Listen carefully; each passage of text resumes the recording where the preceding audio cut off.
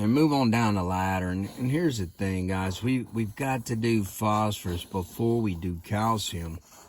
And the reason is because the only thing we have right here to add phosphorus to hit our target is dical phosphate. And the problem is when we use it to hit our target here, it also contributes some calcium to our total calcium. And so we're always going to worry about phosphorus first versus calcium. And so that being said, we've got to take our ingredients. And the simplest thing, I've got corn right here, 83.565. I've got soybean meal. 13.435. And what I have to do up here is I come back up top and I have to figure out how much is contributed by each.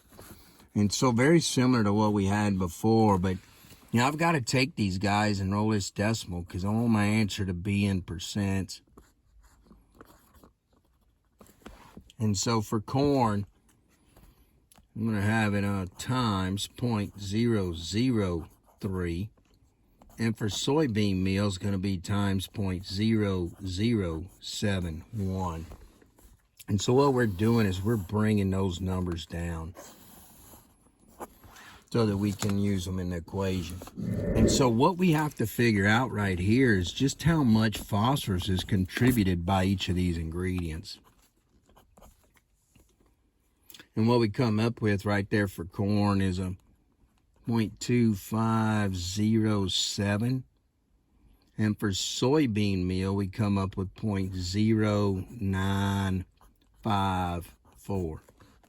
And so when we add those together, 1 there, 6 there, 4 there, carry a 1, 3.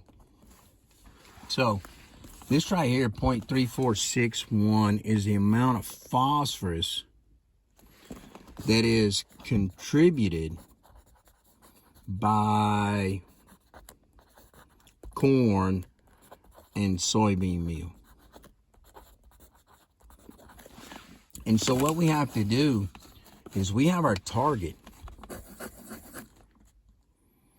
And so we pull our target down and we've got 0.44. And the way we do it, guys, we take our target and we subtract what we have, which in this case is 0.3461. And that's going to equal what we need. And so that's the amount of phosphorus that we need. And so we end up here with a 0.0939. And that right there is the amount of phosphorus. The amount of phosphorus that we need from or need to be contributed by our CalPhos. So if we go back to where we are, there's the amount of phosphorus in CalPhos. And we remember what we learned earlier in the semester where we had a corn that's 85% TDN, but we needed 4 pounds of TDN. That required 4.71 pounds of corn to provide it. So we have what we need, and this is the phosphorus that we need to be contributed by CalPhos. And we have to divide by the amount of phosphorus in CalPhos. And that's going to tell us that we need 0.4472 CalPhos in the diet to contribute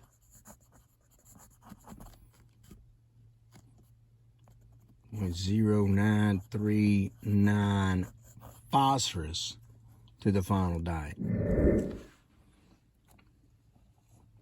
So once we have the value, 0.4472, our last thing on the agenda is to come to calcium and to get this balance back in where we're getting close to a 1.5 to 2 to 1 ratio with our phosphorus.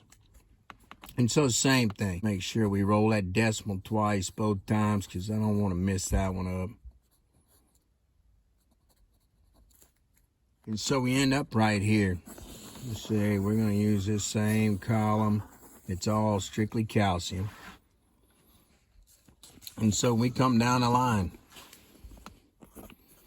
Putting my values in for corn.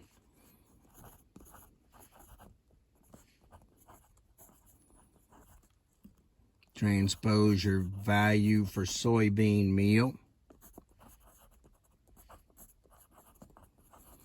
And then the other thing we have to remember too is that this time, guys, we have to add Cal-Phos in because it contributed some calcium to that final ration.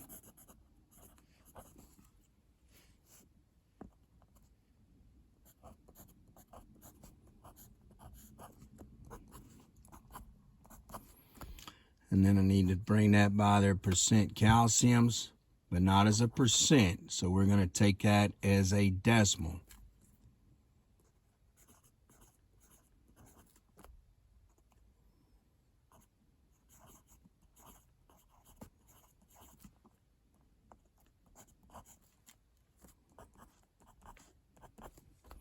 And this right here is going to be the calcium contributed by each of those ingredients.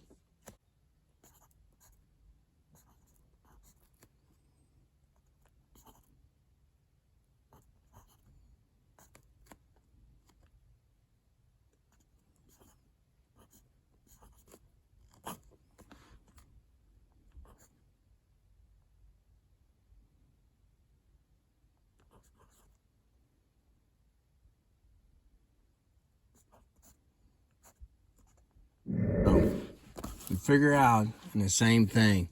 This right here is what we have. We need to take our target minus what we have to equal what we need, or the calcium that we need from limestone. And so our target, if we come right back up top, is 0.75.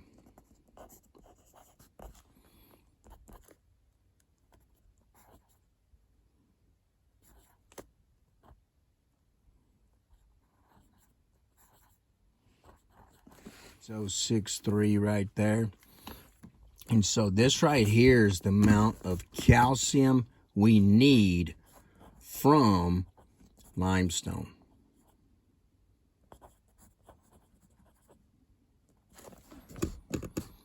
And for us to find it, we divide by the amount of calcium in limestone, which is 0.38. And that's going to give us the amount of limestone that we need to formulate this ration.